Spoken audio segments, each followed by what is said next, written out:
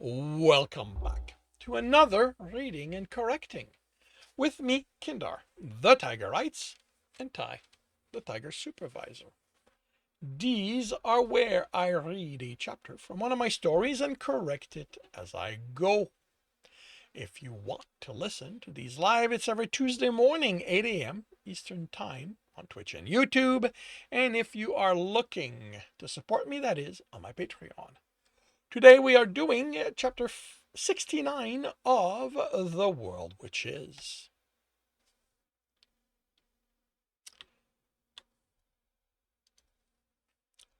Harry guides us east to a place called Enrail, Silver tells me. Not exactly paying attention to her or our surroundings. I'm kind of mired in self-disgust right now. I almost killed someone back there. I wanted to kill her. If Ellen hadn't stopped me, I'd have committed murder. What does it say about the kind of person I am? I'm pissed at this city, at the world, at Rich, at me. I'm tempted to find Xander, shove the journal in his hand, and go home. Put this horrible experience behind me. Tell my dad he was right, that the world is a horrible place, and that I'm sorry for leaving, and I'll never do that again. Fuck, part of me even wants to tell him I'll become a carpenter like him. So I never, ever run the risk of losing control like that. If I wasn't so pissed at Xander, I think I'd do it. But that guy put a price on my head. He's basically paying people to kill me. And you know what? Him? I think I'm justified at being angry at. So, I am sticking with this until I've taken that what he's after. Hurt him in a way I think will hurt the explorer that he is more than anything else. But I am so fucking done with Detroit. Welcome to Enrail, Harry announced. Home of the Railers. Where's gang on this side of Detroit? We're standing before what's left of a stone wall of some sort. It's been gone a long time. The part of the foundation marking it have been smoothed over by the weather. Beyond that, there's a dip that levels onto the large expanse of trash mound. Beyond that is a large building, maybe 2 stories tall, but spreading over what has to be 2 city blocks. It's caved in places, and in others it looks like there's fortification on the roof. Is the place named after them, or did they name themselves after it? Silver asks. Fuck if I know, Harry replies. According to his contact, Silver says, Brandon came here the day before yesterday and hasn't come out yet. Normally I'd say he's dead, Harry says. The Railers don't take kindly to anyone stepping onto their grounds, but Brandy's a tough son of a bitch, he grins. I don't put good odds on you making it to him, though. How about you make introductions then? Ellen says. Seems like you know some of them. That's not happening. This is as close to the place as I'm going. Unlike you and Brandy, I'm not suicidal. He turns. Anyway, I did my part. I'm heading to the club to take my payment. It's been great knowing you. You're not going to help? Silver asks. Silver calls after him. Not suicidal, he replies without slowing. Dennis, I think you should talk to him. You can't. I head for the building. I want out of here. That means I need to get Brandon, which means I need to get in there. And then sighs, then mutters. Brand's a bad influence. What's the plan? Silver asks, nervous. Get in, find Brandon, get out. And you think it's going to be that easy? Ellen asks. No. I don't like how gleeful I am at the idea of kicking all their asses. I guess that if I can't kick mine or Xander's, theirs will do.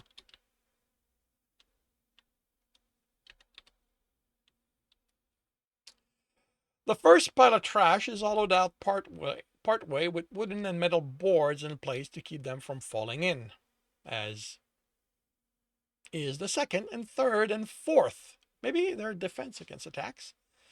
When we pass one with people in them, they don't register until Silver says, Dennis, we might have a problem.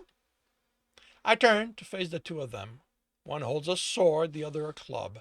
One of the metal board, the one they were working on, I'm guessing, hangs crooked. You're trespassing, the storeholder says. We're heading over there. I point to the building over my shoulder. Ellen takes a step back and Silver stares at me. We can't let you do that, the storeholder says before she can comment. I step toward them, sword appearing in my hand. I would love to see you try to stop me.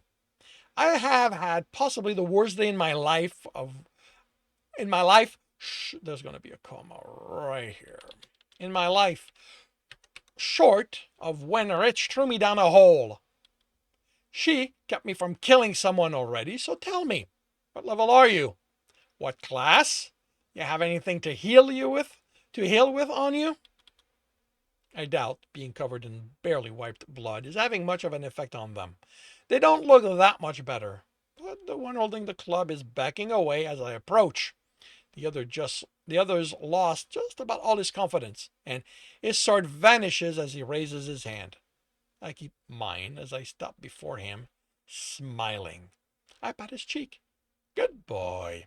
How about you get back to work? I'm sure that whoever is still standing by the time I'm done is going to appreciate your diligence. I turn and head for the building again. I'm to the next pile of trash before Silver rejoins me. Oh, what's your intimidation skill? She whispers. I don't have one. She looks over her shoulder. Then what was that? It was them being smart enough to know when they are in front of someone looking forward to making their lives painful, I answer. Ellen's sigh is filled with disappointment, and I don't care. We pass fewer and fewer hollowed out trash piles as we get closer to the building. When I make out a door, I angle toward it. We also don't pass anyone else. Most of the people are probably smart enough not to mess with them. Okay, that's gotta change a little bit. Smart enough not to mess with them. That don't need guards out here. The door's metal in a wooden frame. There's a rectangle at eye height that's got a cover from the inside. I bang on the door and it slides open. Eyes surrounded by green skin look at me, surprised. What are you doing here? I'm here to get Brandon out. The eyes flick left and right at Silver and Helen. Fuck you. The plate. No, fuck off. The plate slides shut.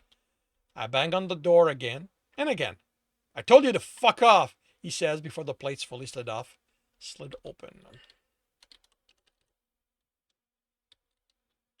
That's not happening. I'm going in. You want me to come out and fuck you up? I grin and step back. Please do. I don't have to. The hinges are on the inside. He slides it shut. The door doesn't open. I study the door frame before stepping to the door again. It looks old. It wasn't put in place properly. Pressing on it, the wood's softer than it should be, no matter what kind of wood was used. I bang on the door and I'm ignored. Look, I'm coming in that you want me or not. I'd love to see you try it, he says.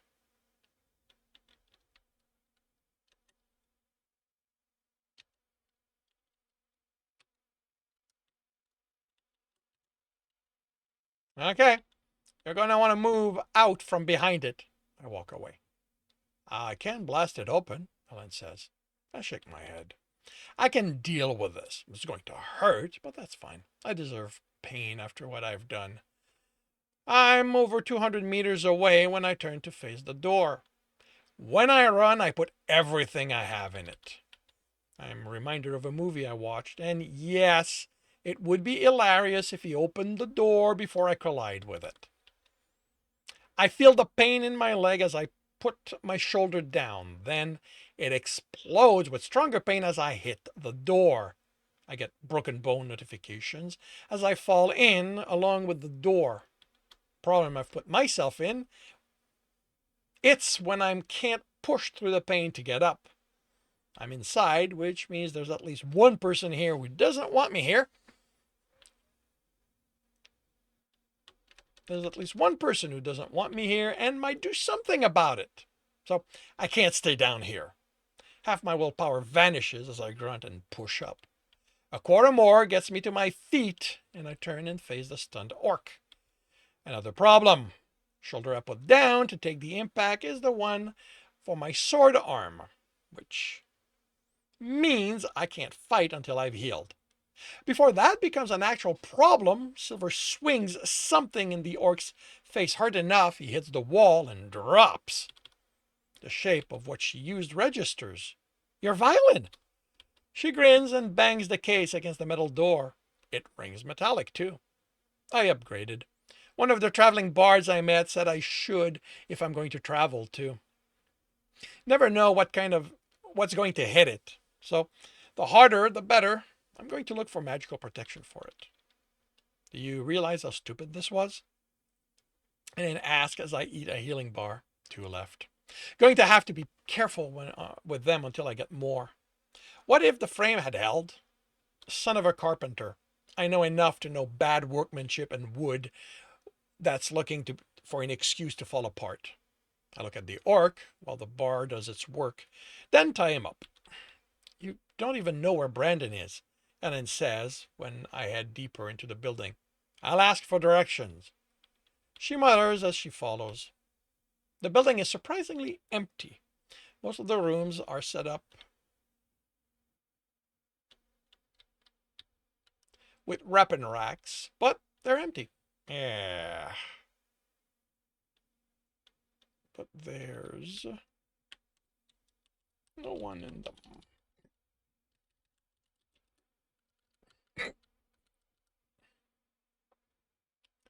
But there's no one in them. There's a sense that this is a defense position where they can hold back any attacker who makes it this far. When I hear people, I ready myself for a fight, but don't equip my sword. There's 6 of them in a room that could be a kitchen. Counters, wood stove, table, 3 of them are playing cards while eating. I tense when one of them looks at me. You've had a bad time, she says, and I look at the dried blood on my armor. Yeah, I wait a second in case they'll do something, and to settle my nerve, I wasn't exactly expecting to actually get to ask anything. I'm looking for the guy who kicked the door in a few days ago. You want to turn at punching him? One of the card player asks without looking up from them. Rory's got him strung up in the butcher room. Thanks. You're going to have to take a number, she calls as I walk away. It's not often we get someone tough enough we might all get a turn at him. When I look over my shoulder, there's anger in Ellen's eyes. I shake my head. Now isn't the time to start something if we don't have to. There aren't as many people as I thought would be here, but we can't win a fight against too many of them. So, Silver whispers, where's that butcher room? I don't know, and I can't ask. The way she said it made it clear it was a place they all knew about. Yeah, they all know about. But I figure we're going to know it when we hear the punching and grunting. When we come across people, we don't even draw gazes. I'm surprised and concerned at first, until I realize that even Ellen looks like she belongs in Detroit. Her robe is cleaner than I or Silver, but it's clearly hand-washed, and the sewing isn't great where it got ripped. You don't have magic to clean and repair your clothing? I ask when we're alone in the corridor. I'm pretty much lost at this point, walking until I don't have a choice to turn. I never needed that. Joan has a service, and they live 2 houses down. Going to get those spells? Silver asks. No, because once we're done with this, I'm never leaving Toronto again. I go to express the same sentiment, but hear grunting in the distance. We exchange a look and head for that. It comes again, then I make out the sound of a fist hitting flesh and more grunting. That's enough, a man says. We done? Brendan replies, the word slurred. Hardly. You owe me far too much. Your work as punching bag would last years. Brendan chuckles. You let me go and I'll get the money to pay you back. Working on a good score right now. Do you ever stop lying, Brendan? You got me to front you the money because you promised you could get me the spear. Then it's 2 years before I see you again without it. You should see that ruin, Brendan replies. It's one of the toughest one I've ever come across. Is that why you still don't have it? That you show up in Detroit without anything to justify the lack of results? I was still working on it, but you made sure I'd stop. I made sure I recouped my losses. I pay, you return it. I'm by the door at this point, so I can hear the whispered response. You really think you're going to survive this, Brendan? I grab Ellen before she passes me and shake my head. I pull her back. Dennis, let me handle it.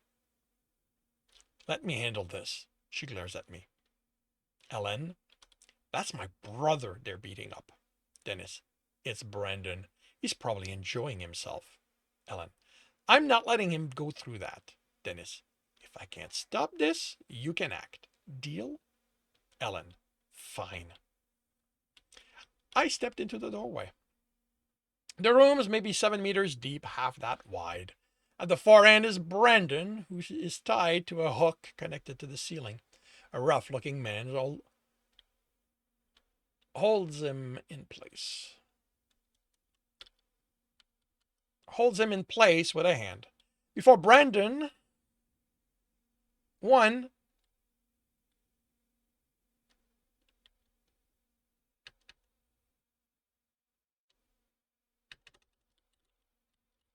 another is before Brendan, looking about to punch him, and one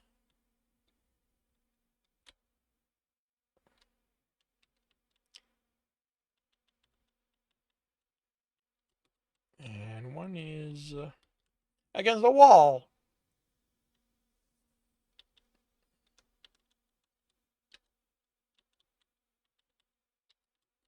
He makes me think of the mayor's clerk back in court with a pad and pencil. The only one looking in my direction is Brendan, although that doesn't last. Oh, fuck, he says, and they all turn.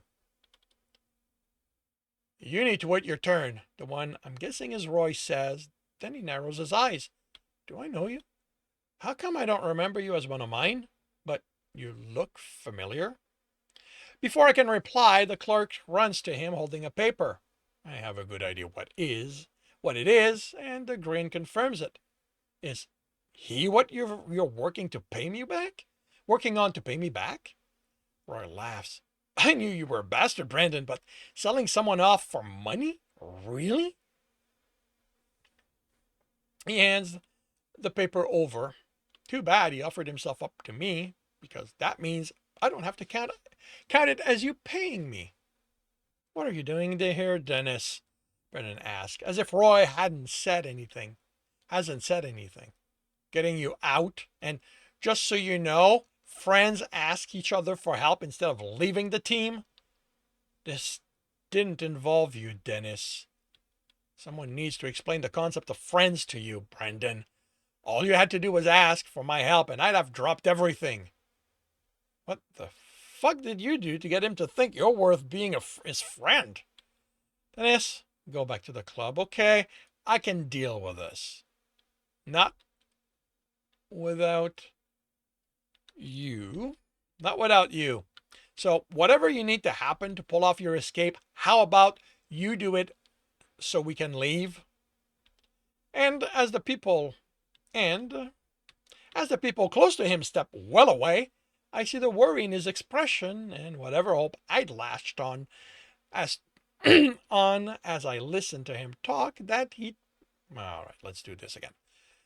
And as the people close to him stepped well away, I see worry in his expression.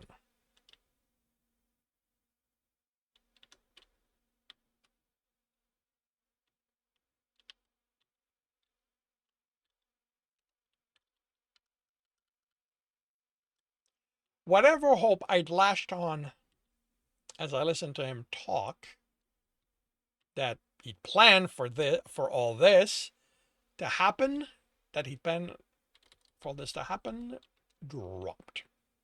He might actually be in trouble. Okay, then I'm here to help. I equip my sword. Don't do this, Dennis, Brendan says. Just walk away. I don't leave friends behind. Ellen mumbles something that I actively ignore. I don't need a distraction. Failing to understand the words will cause me. Roy laughs. Kid, you are way more of an idiot if you think you can take me on. Then, Ellen says, stepping behind me, how about I do it? The next words make my brain go sideways, as I don't have a choice but hear it and can't make it mean anything. But the heat that follows quickly brings me back to the situation. I glance up and her hand is covered with fire. So, she says, here's what's going to happen. You're going to let my brother down, we're going to leave, and I'm not going to burn this whole place to ashes. How does that sound to you? Brandon looks annoyed. Everyone else is clearly afraid. I guess they didn't plan for a sorceress. Roy gets over it, then has a small crossbow in his hand. Before he can fire it, a jet of flame engulfs his hand. The clerk hurries to ratchet Brandon down. As soon as his feet touch the ground, he gets his hand out of the hook and offers them to the guy who hurries to cut them free.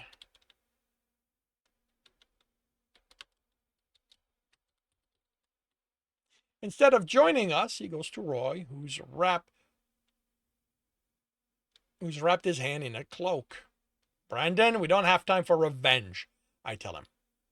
He punches the man, then searches him, sighing with relief when he takes something out from inside the jacket. Overconfident as always, Roy. Then he joins us, slamming what he took in Ellen's hand before continuing on. She looks at the necklace. Mother's? Maybe next time you're going to believe me when I say I'm working on it. And that concludes chapter 69 of The World Which Is. If you are enjoying this, please leave a like. If you want to know when the next chapter is going to be up, subscribe and hit the bell.